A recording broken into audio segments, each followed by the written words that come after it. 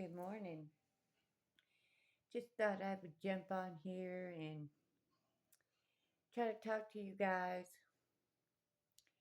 about your biblical sources of information. I think God wants us to not just look in like the King James Version of the Bible or certain Bibles that we have out in the world. I think He wants us to draw from many sources, such as like the Quran, the Ethiopian Bible, the King James Version. They all have certain things that are similar and stuff that are far left. Um, but the stuff that they all have that is similar is probably the truth. But we don't need to derive all our information from one source. We need to go out and research and figure out which parts of the Bible are actually factual and what's been added by man or taken away by man for power, greed, or corruption purposes. But I just wanted to also encourage everyone, to continue going within, figure out who you are, let go of all the anger and the petty jealousies, and, live your life for you.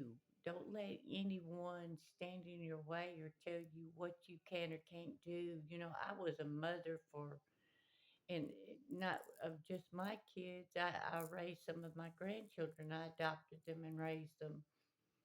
But and I was very fortunate to be a mother for such a very long time, and I devoted myself to that.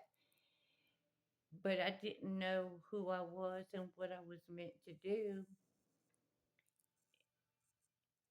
And I'm glad for the time that I had doing what I was doing, but it was not my calling. And had I awakened earlier, I might could have made a difference or more of a difference than what I'm making now. But I figure better late than never. You know, I want everyone to embrace the Lord and come back into the light. Things are bleak all over the world. Hell, I've got cancer. I have cataracts. I've had cataracts for like 11 years, and that they're finally starting to get bad. Got problems with my knees. I need all kinds of examinations, but one battle at a time. And all you can do is do your very best. And so, right now I'm tackling the cancer, and then when I'm done with that battle, I'll move on to my cataracts where I can see. But you can't give up. If you focus on the things that truly matter to you in your life, you can achieve anything. And having a positive attitude and mindset, it really helps. You know, me having cancer, if I sit around and dwelled on the possibilities and the what ifs, it would make me crazier than I already am. So I try to keep a positive, upbeat attitude. And I feel like that's helping me to heal some of the problems that are already within me. And it helps me face the battle that I know I must face. But, being of a low mindset or worrying about stuff, to me, it makes you sicker than what you already are. So that's the reason I'm not trying to do all that. But I just wanted to encourage everyone to just be the best you can be.